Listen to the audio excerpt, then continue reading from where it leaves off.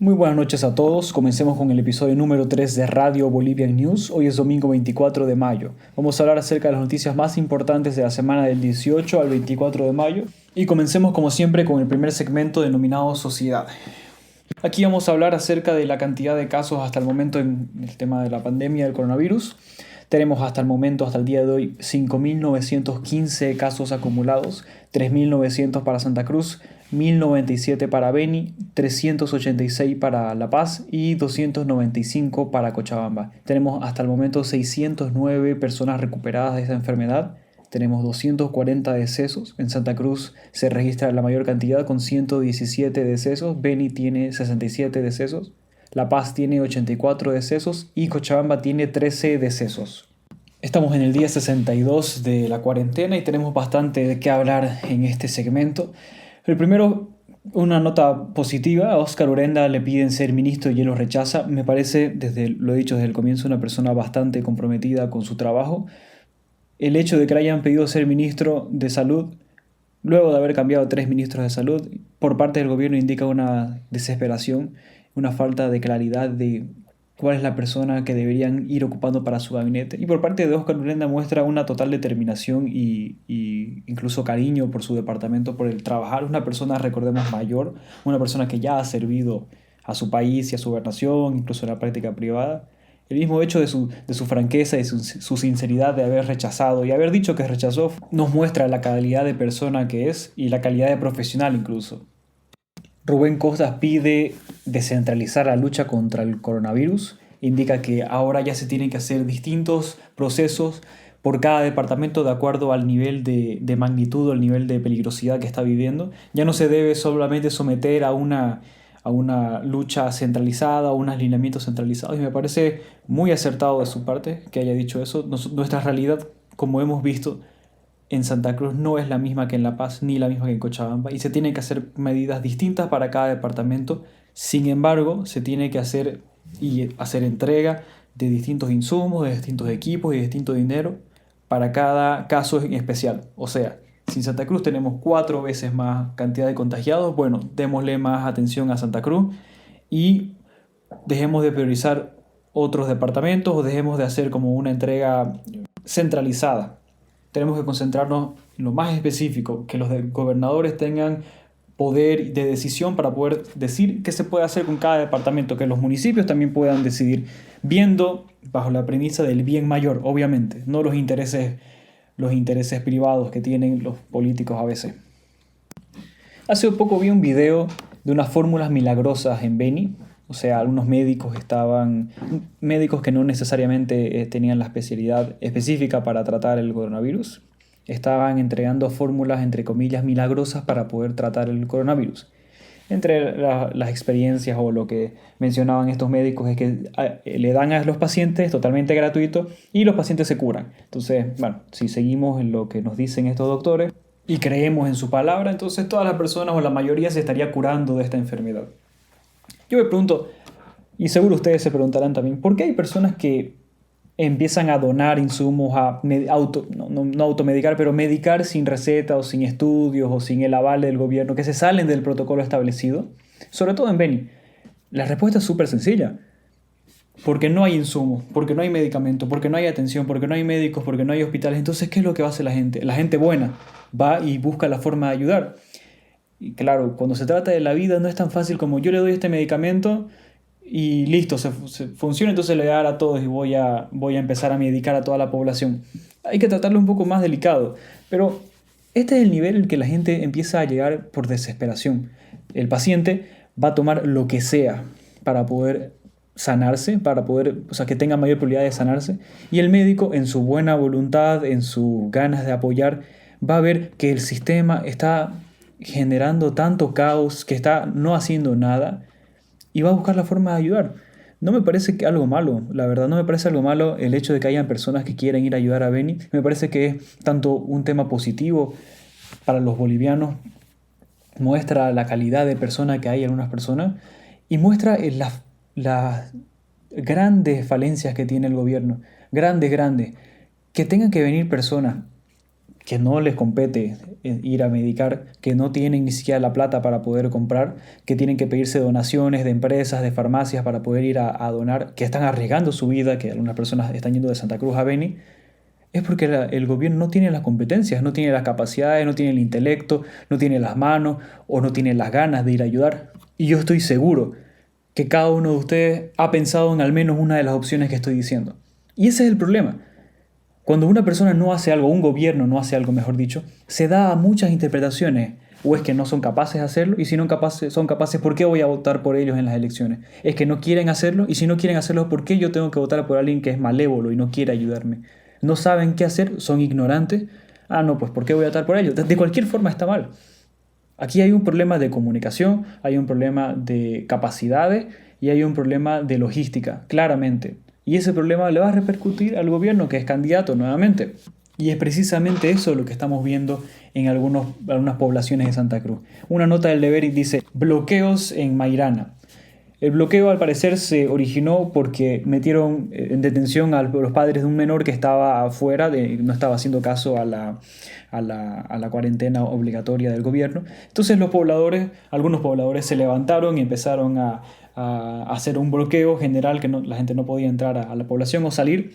Hubo peleas contra policía, hubo robo de armas y entre las negociaciones que se dieron 2 días después de este bloqueo fue entre que se flexibilice el paro fue puntualmente una petición que no regresen los policías hasta que haya elecciones nacionales. Obviamente esa petición no fue concedida al 100%, va a haber un cambio de personal policial, pero qué interesante que un grupo de pobladores, entre comillas, inocentes, civiles, que no tienen ningún color político, estén pidiendo que no haya policía hasta que haya elecciones nacionales. ¿Qué es lo que nos sugiere esto? No es necesario tener más de 2 dedos de frente para poder pensar, unir y atar cabos que, a ver, una población que no quiere policías, ¿qué está haciendo? Yo, ciudadano civil, quiero a la policía, en teoría, para que me proteja, para sentirme protegido y asegurado, porque son el orden, la ley y el orden común. Entonces, si una población, ni siquiera una persona, una población no quiere a los policías, ¿será porque van a hacer cosas ilegales? ¿Será porque no quieren que se entrometan en sus negocios, en sus asuntos? Esa es la primera parte. Y la segunda parte, no quieren policía hasta que haya elecciones nacionales.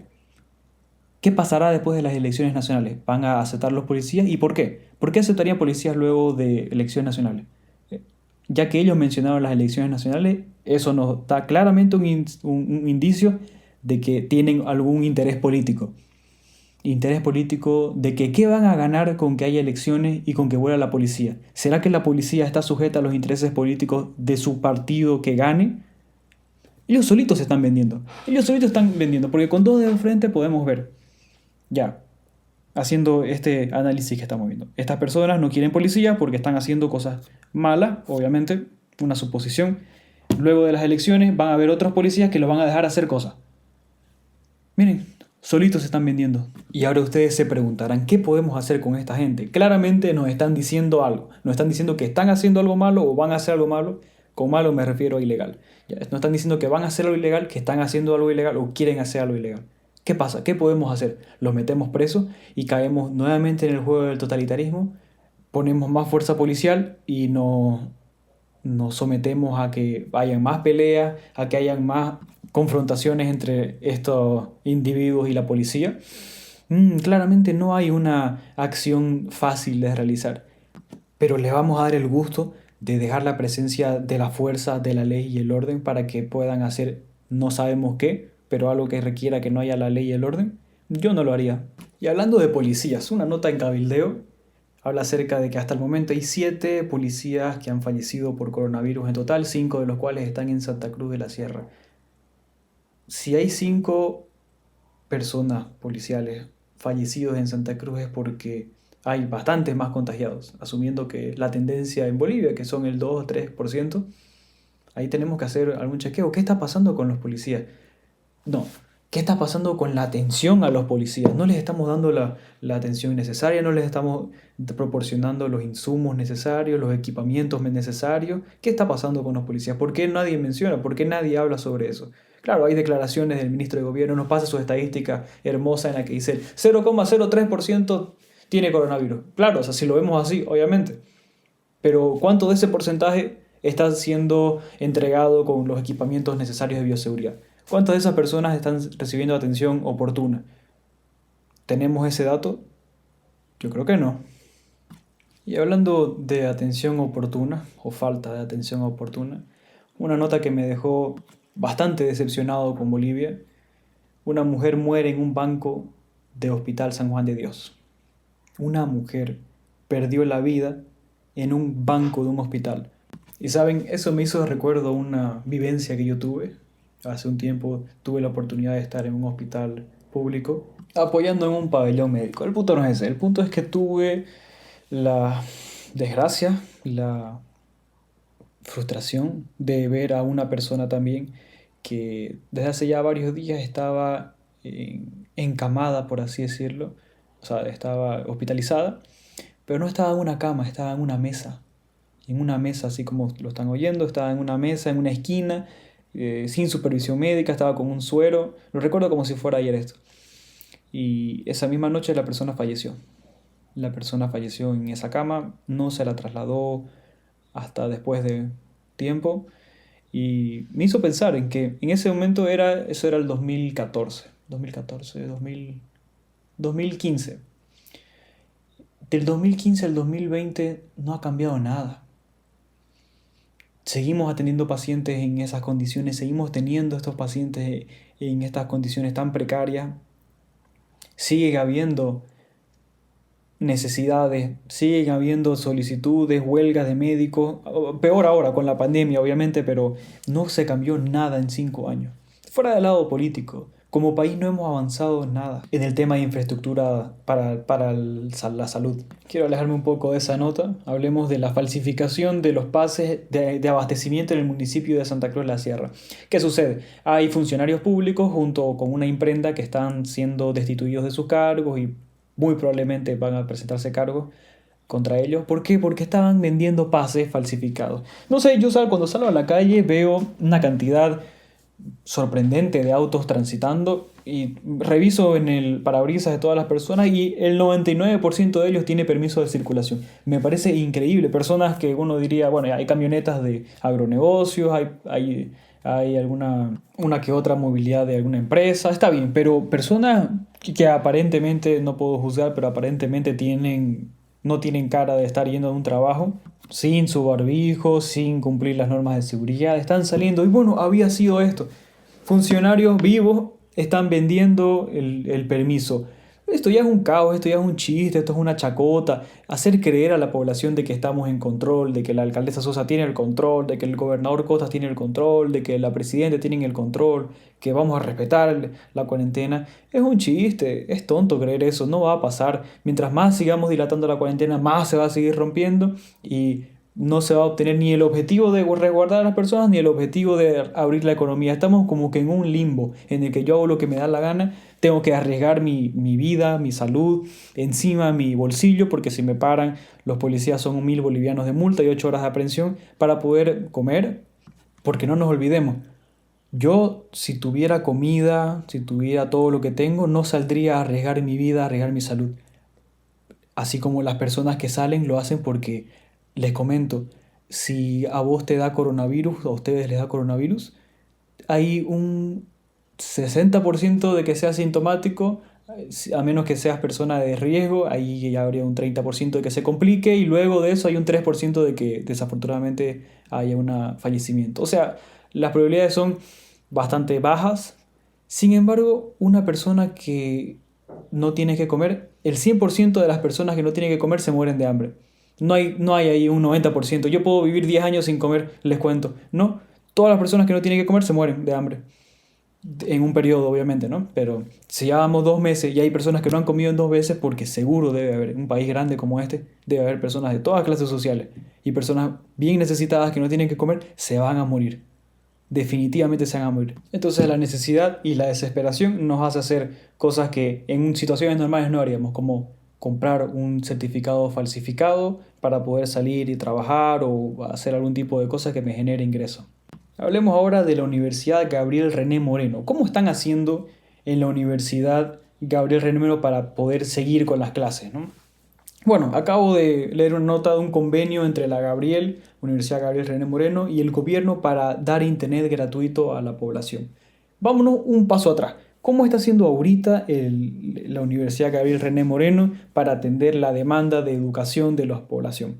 Consideremos que la Universidad Gabriel es una universidad pública. ¿Qué quiere decir? Que su público objetivo, a fin de de no privatizar la educación y que la educación no discrimine entre clases sociales o entre economía, es gratuita o de muy bajo costo. Pero el ir a la universidad tiene otros costos. El ir físicamente en micro, el alimentarme, el comprar lo que se necesita. Entre ellos hay un costo que no estaba considerado por parte de los estudiantes. El internet, la computadorita y algunas otras cositas que se necesiten para hacer una clase virtual. Puede parecer raro para algunas personas, pero les comento, hay personas que no tienen computadora, hay personas que no tienen internet. Yo hasta hace poco no tenía computadora. Yo que considero que estoy en una situación un poco más privilegiada, donde no tengo necesidades. Hay personas que viven al día a día y que gracias a Dios tuvieron la oportunidad, quizás son la primera generación de personas que van a la universidad. Y hay algunos docentes, no todos, pero hay unos docentes que dicen, "No, a mí no me importa, usted se las ve. Usted se las ve, yo voy a entrar a la tarea por la plataforma, por donde sea, y usted tiene que hacerla". ¿Cómo es posible que nosotros pretendamos que los 70.000, 80.000 estudiantes de la Universidad Gabriel tengan acceso a Internet, tengan computadora lo suficientemente rápida, que vivan en una zona donde haya Internet, porque hay muchas personas que viven en otras localidades? El otro día hubo un paro virtual de las clases y es totalmente entendible. Yo no voy a decir estos alumnos son flojos. Hay algunos alumnos que son flojos, pero quizás el paro es la única forma en que se hacen escuchar. Más adelante vamos a hablar de otro paro que se está viviendo en otro sector educacional, pero me parece que está muy mal pensado el tema de las clases virtuales en la Universidad Gabriel René Moreno. Las universidades privadas ya verán cómo lo solucionan, pero lo que a mí me interesa es la Gabriel porque tiene mayor cantidad de gente, tiene gente con más necesidades o con necesidades más restrictivas y no puede ser que estemos pensando que es lo mismo para todos. El gobierno está cerrando un convenio de 10.000 becas para desempleados. Les comento en qué consisten estas becas. Básicamente es una alianza entre un organismo y el gobierno para dar cursos en una plataforma educacional virtual masiva, así se llama, por sus siglas en inglés MOOC, M-O-O-C. Se llama Coursera, tiene algunos cursos que son gratuitos, yo he participado en algunos, tiene algunos cursos que son pagados, tiene licenciaturas pagadas, tiene licenciaturas y maestrías, y así como algunos cursos de especialización. Pero eso ni siquiera en países del primer mundo como Estados Unidos está 100% regulado. Si yo hago un curso en Coursera y yo pago por el certificado, eso no me va a aumentar ni diferencial de una otra persona, ni siquiera está regulado como un curso válido para créditos. Hay que darle más vueltas al asunto, no por generar bonos y generar opciones, vamos a estar moviendo ilusiones de la gente para decir, ah, beca, porque el título suena bonito, el gobierno va a generar 10.000 becas para los desempleados, pero si vemos la sustancia, no tanto. Quiero concluir con este punto de las becas en el segmento sociedad y entrar de lleno al segmento política. Tenemos dos puntos principales que vamos a tocar hoy. El primero es el caso respiradores.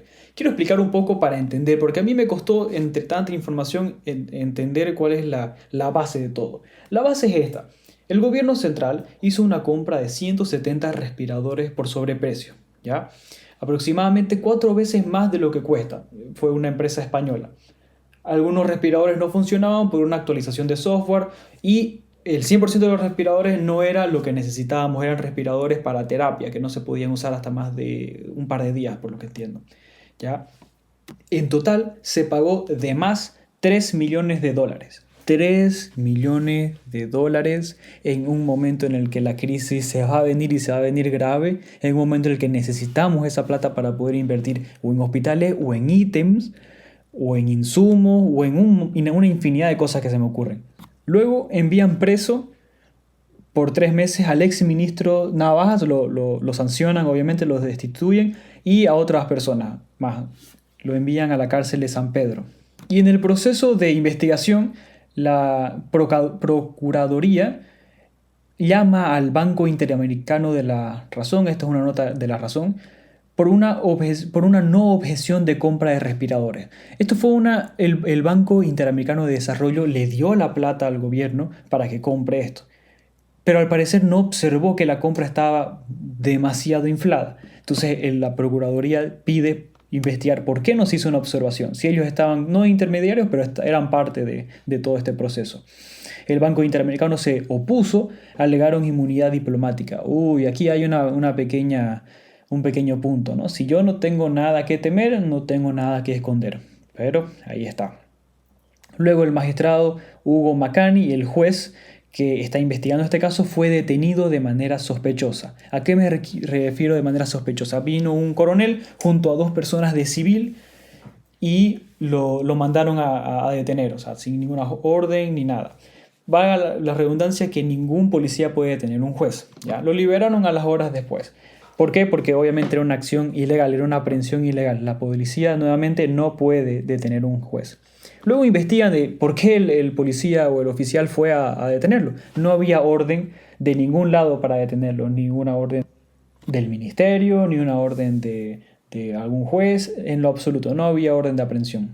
Y luego tenemos spots publicitarios muy bonitos que nuestra presidenta dice que va a investigar caiga quien caiga, que no se puede hacer ni ser tan descarado como para en una pandemia hacer un acto de corrupción de esta magnitud. De ninguna magnitud estaría correcto, pero encima que vas a hacer corrupción cuando la gente y el pueblo necesita el dinero y los respiradores, no.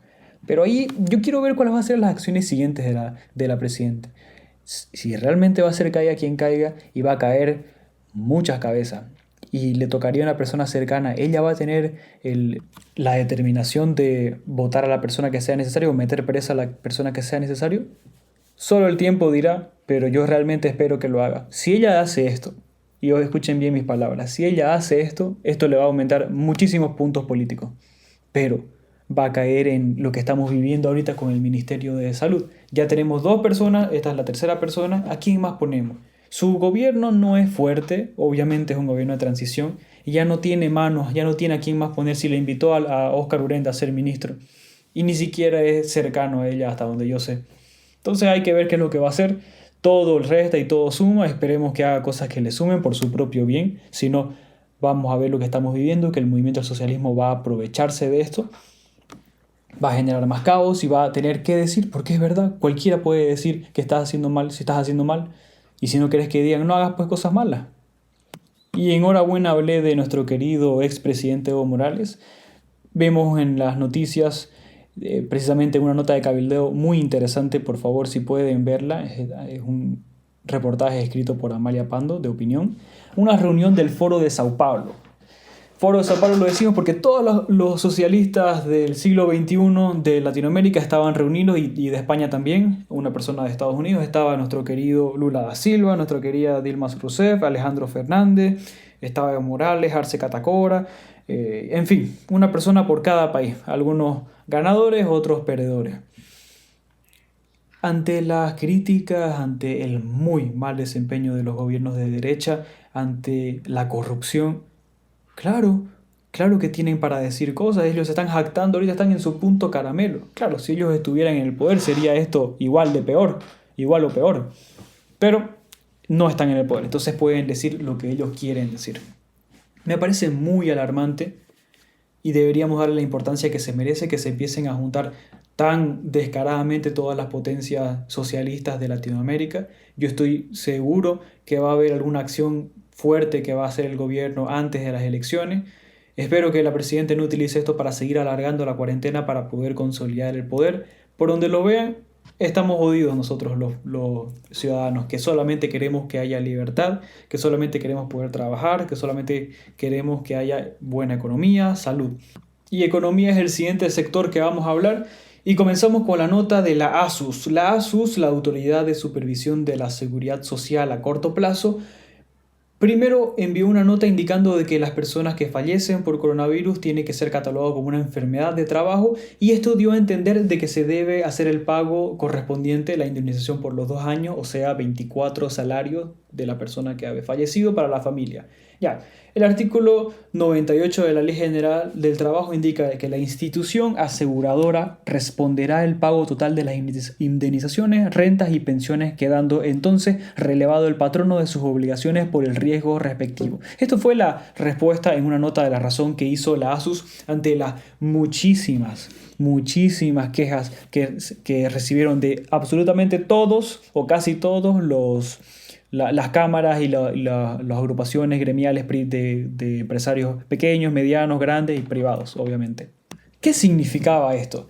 Si al principio la ASUS hubiera conseguido lo que quería, después se retractaron, pero digo al principio, hubiera sido un impacto tremendísimo para los pequeños y medianos empresarios. Olvidémonos un poco de los grandes empresarios acá, que también se verían perjudicados, pero yo pienso en una pizzería. Una pizzería que tiene, 5 trabajadores. Y sus ingresos ahorita se ven disminuidos dramáticamente. Imagínense este escenario. Por cuestiones de la vida, hubo una desgracia, el trabajador falleció. Le tiene que pagar 24 salarios, asumiendo solamente el salario mínimo. Estamos hablando de aproximadamente 51.000 bolivianos, solamente en los 24 salarios. ¿Ustedes creen que una pequeña empresa, como el escenario que estoy hablando, que apenas recibió ingresos a principio de año luego de 21 días de paro o de paro cívico, va a tener esa cantidad de dinero para poder pagarlo? Ojo que tenemos 15 días las empresas para poder pagar, si no es multa del 30%. Imagínense ese escenario. Una pequeña empresa que estaba tratando de emprender, que le estaba dando sustento a 5 trabajadores y que también estaba tratando de generar ingresos, y que tenga que pagar eso, que tenga que asumir ese costo. No, me parece una barbaridad, un total abuso contra las pequeñas y medianas empresas. Yo no hablé de las empresas grandes porque, en fin, una empresa grande puede tener una línea de crédito, puede tener otras formas de poder tener ese dinero a la mano. Y en el tema de la situación actual de las empresas, estuve viendo, los transportistas ofrecen pagar seguro de vida a choferes para volver al trabajo. ¿Por qué hacen esto? ¿Hacen esto de cojudo? ¿Hacen esto porque quieren o desobedecer las normativas? No. Muy probablemente un chofer haya comprado un auto para hacerlo trabajar y esté pagando un crédito probablemente y le esté pagando el salario a ese chofer. El chofer mismo no puede trabajar, no tiene cómo percibir, cómo le va a pagar esa persona dueño del taxi, del trufi, del micro, si es que no tiene dinero. Estamos viendo dos familias perjudicadas en el caso que haya un intermediario. En el caso que la persona compró el auto, no puede pagar el crédito, no puede pagar comida. Entonces es una situación complicada. ¿Y cómo va a ser esto? No hemos hablado del sistema de transporte. Se irá a atender la mitad, se irá a incrementar el costo, otro golpe al ciudadano civil, al ciudadano de pie que solamente quiere que acabe esto para poder ir a trabajar, para poder pagar sus deudas. Tenemos noticias esperanzadoras, sí, con ese tema. El Ministerio de Desarrollo Productivo y las cámaras de empresarios privados se reúnen para barajar opciones sobre cómo proceder. Una opción interesante es la nueva ley que regula la exportación de servicios como el software. Es interesante porque hasta este momento no había nada que regule el e-commerce, los software, la exportación. Si yo tengo un trabajo en línea en el que yo presto algún servicio a otro país, porque hay países bastante más grandes, ya puedo empezar a tener algún tipo de regulación. Eso suena bastante alentador. De todo corazón espero que se dé un pie y varios pasos a la creación de e-commerce, a la creación de pagos por internet para poder hacer trabajos virtuales.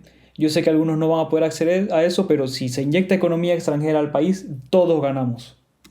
Y en el tema de empresas dejé lo más interesante para lo último. Voy a leerles un informe que me llegó para conocimiento de la población, padres y madres de familia y colegios particulares. Esto también es una cadena, espero que sea sincera, espero que sea cierta.